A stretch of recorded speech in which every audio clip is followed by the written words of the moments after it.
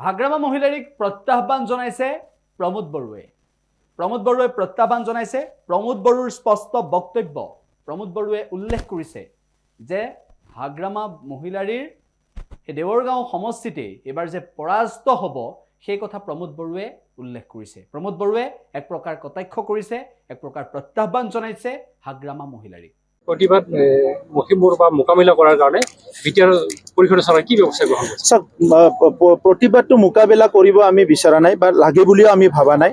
এটা ভাল প্ৰকল্প মুখ্যমন্ত্ৰী ডাঙৰীয়াই দিছে। মই কৈছোঁ আপোনালোকক যে আমি জন্মৰ পৰা তেনেকুৱা ডাঙৰ প্ৰকল্প এতিয়াহে এনেকুৱা ডাঙৰ প্ৰকল্প অহা দেখিবলৈ পাইছোঁ। গতিকে সেই প্ৰকল্পটো ৰাইজৰ কাৰণে, য'ত মানে আপোনাৰ 10,000তকৈ অধিক এমপ্লয়মেণ্ট পাব, তেনেকুৱা প্ৰকল্প পোৱাটো ইমান সহজ নহয়।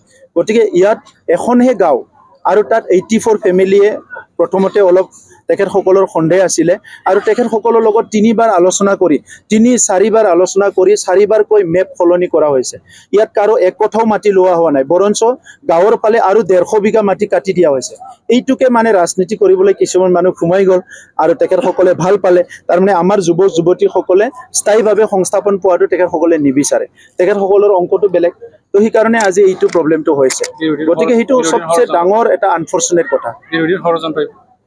ষড়যন্ত্ৰ বুলি কয় কি কয় এইটোতো মই নাজানো, কিন্তু কিবা এটা কৰিছে আৰু তেখেতসকলে। Thank you. ছেক্টৰত, এগ্ৰিকালচাৰ ছেক্টৰত, এমপ্লয়মেণ্ট ছেক্টৰত চবতো আমি আমাৰ বিটিআৰ চৰকাৰখনে কিছুমান ফ্লেগশ্বিপ প্ৰগ্ৰাম লৈ পেলাই আমি কাম কৰি আছোঁ। গতিকে সেই প্ৰগ্ৰামবিলাক ৰাইজক আৰু বুজাই দিয়াটো দৰকাৰ আছে, কাৰণ কেতিয়াবা অফিচাৰসকলে ভালকৈ বুজাব পাৰে, কেতিয়াবা বুজাব নোৱাৰে, আৰু সেইকাৰণে যেনেকৈ ৰূপায়ণ হ'ব লাগে তেনেকৈ ৰূপায়ণ নহয়। বহুত সময়ত প্ৰশ্ন হয়, এইটো আঁচনি ভালকৈ ৰূপায়ণ হোৱা নাই, এইটো হোৱা নাই। PMIৰ ঘৰবিলাক আগৰ চৰকাৰৰ দিনত 2010ৰ পৰাই আধৰুৱা হৈ আছিলে। এইবিলাক আমি চব শেষ কৰিলোঁ আৰু আমাৰ দিনত বহুতখিনি PMIৰ ঘৰ বনালোঁ। মাটি বাৰীৰ আজিও কৈ আছে যে বড়োলেণ্ডত মাটি বাৰী কিনা বেচা কৰিব নোৱাৰে, কিন্তু কোনোদিনে মাটি বাৰী কিনা বেচাটো বন্ধ কৰিব লাগে বুলি কোনো অৰ্ডাৰ নাই।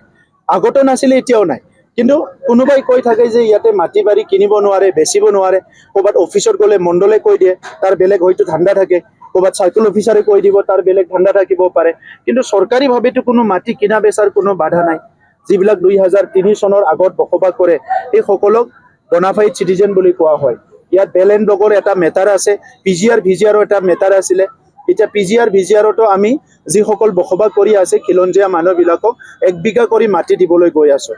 গতিকে মাটি বাৰীৰ সমস্যা আগৰ পৰাই চলি আছে, স্বাধীনতাৰ দিনৰ পৰা চলি আছে। আগত BPF চৰকাৰতো চলিছে, ইয়াৰ আগত BPF নাহা সময়ত যিবিলাক আছিলে তাতেও চলিছিলে।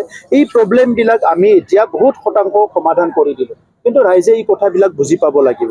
গতিকে সেইকাৰণে এই হিতাধিকাৰী সভাটো লোৱা হৈছে, যাতে আমি ৰাইজক পুনৰ আমি কি ভাবিছোঁ, মই কি ভাবিছোঁ BTC চৰকাৰৰ দায়িত্বত থাকি এই কথাখিনিও ৰাইজক জনাবৰ কাৰণে আজি এই সভাটো লোৱা হৈছে। আৰু বহুত সমষ্টিত সভাটো বহুত ছাকচেছ হৈছে, চবেই ওলাই আহিছে আৰু ভাল এটা এৱাৰনেছ এটা চবৰো হৈছে।